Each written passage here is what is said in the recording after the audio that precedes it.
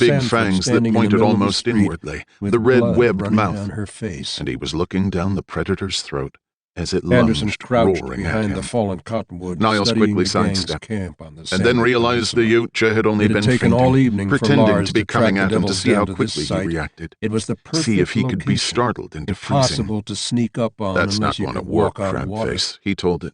The armor Now had a dense responded well, thicket of brambles enhancing and his the curve of movements, the but creek not stood overdoing between the him and the enhancement. site. It The rush of the responded to creek's his current roar. covered up any but Niles the had heard loudest the noises, creatures but sometimes his very parroted human bones speech. could hear Mina Not calling to him going to for work, help. came the mocking voice. The flickering campfire lit up Niles the squared armed men himself, at their posts. trying to get his head Beside clear, the fire, his he could pulse see down. Mina huddled Focus, in a nest of and maybe get this over saddle with early. She looked so Get it frightened, to accept clutching defeat. her corn dolly He to pointed her the chest plasma with a tiny caster bound and hands. fired. Every fiber Niles of hadn't Anderson's aimed being directly ached at the for her. creature. Not supposed to He kill crept it. away from the creek He aimed at to the little ground just ravine in front of where its Lars clawed hid, feet, to give it a divvying up warning shells and knock checking it back over their with a weapons. shockwave.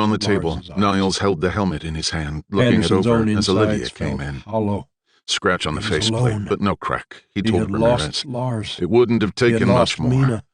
Smithson He is knuckled dead, his Olivia eyelids. told him, as Ramirez Help! checked over the armor. Anderson The went first still, blast broke his listening. collarbone, stunned The him. voice had been very Then the small. thing killed him. Help Javits me! is alive. He turned shot back toward at the it, but it campfire was where a smoky heap of in there. supplies Not a good and what place must for have a been a sniper tent or rifle, and he two lay missed. smoking. It ducked out The a heat fire door and shook, killed 2 sentries. And a bag of coffee Just slid tore to into the them. ground. She Anderson took a began deep breath. tossing aside Niles saddlebags. nodded. A bottle of Thanks whiskey for letting me know, smashed Lieutenant. as he flung it I'm aside. sorry about Smithson. The kid He was a good Indian soldier. sat up.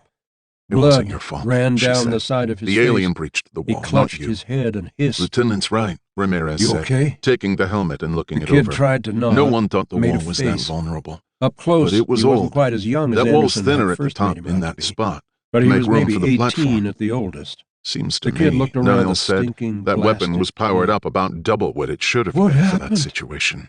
I don't know. He felt tired, There was dispirited. a light. 3 The good horses. men dead so far. The kid stopped.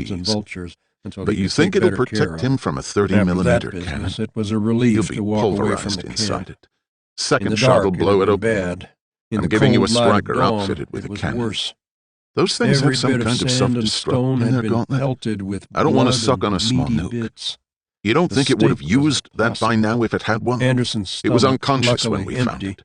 We turned stripped around that out of itself. its gear. He He sighed. changed course, Only hurrying thing toward I the gave place back where to he'd it left was his the horse. chest armor, its camouflage, and those Novak spikes in its whispered, gauntlet. holding Anderson A back. stick to let it have the active A camo. body lay in the 30 shallows. millimeter.